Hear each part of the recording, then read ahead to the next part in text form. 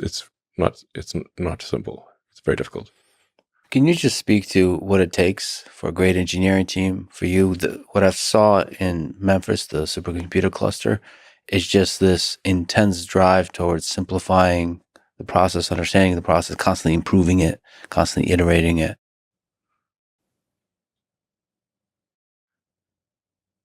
Well, it's easy to say simplify, and it's very difficult to do it. I have this very basic first principles algorithm that I run kind of as like a mantra, which is to first question the requirements, make the requirements less dumb.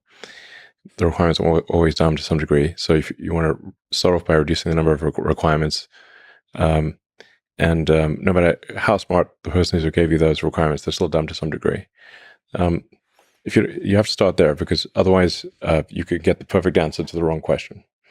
So try to make the question the least wrong possible. That's what question the requirements means. And then the second thing is try to delete whatever the step is, the part or the process step. Sounds very obvious, but people often forget to try deleting it entirely.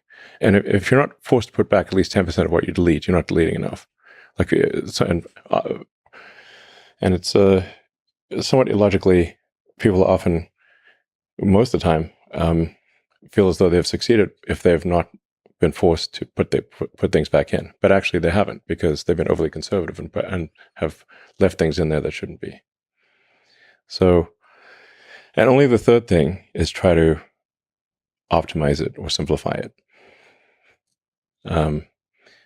Again, these all sound, I think, very, very obvious when I say them, but the number of times I've made these mistakes is more than I care to remember. That's why I have this mantra.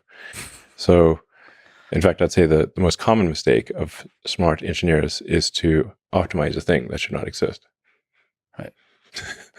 So you, like you say, you run through the algorithm. Yeah. And basically show up to a problem, show up to the supercomputer cluster and see the process and ask, can this be deleted? Yeah. First, try to delete it. Yeah. Yeah. That's not easy to do. No, and actually, there's what generally makes people uneasy is that you've got to delete at least some of the things that you delete, you will put back in. Yeah.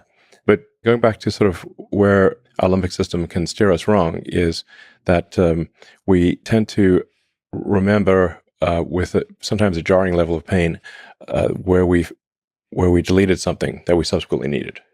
Yeah. And so people will remember that one time they forgot to put in this thing 3 years ago, and that caused them trouble. And so they overcorrect, and then they put too much stuff in there and overcomplicate things. So you actually have to say, no, we're deliberately going to delete more than we should. So that we're putting at least 1 in 10 things we're going to add back in. Mm-hmm. And I've seen you suggest just that something should be deleted, and you can kind of see the pain. Oh, yeah, absolutely. Everybody feels a little bit of the pain. Absolutely. And I tell them in advance, like, yeah, there's some of the things that we delete, we're going to put back in. And that people get a little shook by that. But it makes sense, because if you're so conservative as to never have to put anything back in, you obviously have a lot of stuff that isn't needed. So you got to overcorrect. This is, I would say, like a cortical override to a limbic instinct. One of many that probably leads us astray. Yeah. And there's like a step 4 as well, which is any given thing can be sped up. However fast you think it can be done, like whatever the speed is being done, it can be done faster. Mm-hmm. But you shouldn't speed things up until you try to delete it and optimize it. Otherwise, you're speeding up something that shouldn't exist is absurd. And then the fifth thing is to automate it. Yeah. And I've gone backwards so many times where I've automated something, sped it up, simplified it, and then deleted it. Yeah. And I got tired of doing that. So that's why I've got this mantra that is a very effective 5-step process. It works great. Well, when you've already automated, deleting must be real painful. Yeah. See, yeah, it's great. It's like, wow, I really wasted a lot of effort there. Yeah. I mean, what you've done with the cluster in Memphis is incredible. Just in a handful of Well, weeks. yeah, it's not working yet, so I don't want to pop the champagne corks. Um, in fact, I have a call in a few hours with the Memphis team because we're having some power fluctuation issues. Um, so Yes. yeah, it's a kind of when you do synchronized training, when you've all these computers that are training where the training is synchronized to the sort of millisecond level,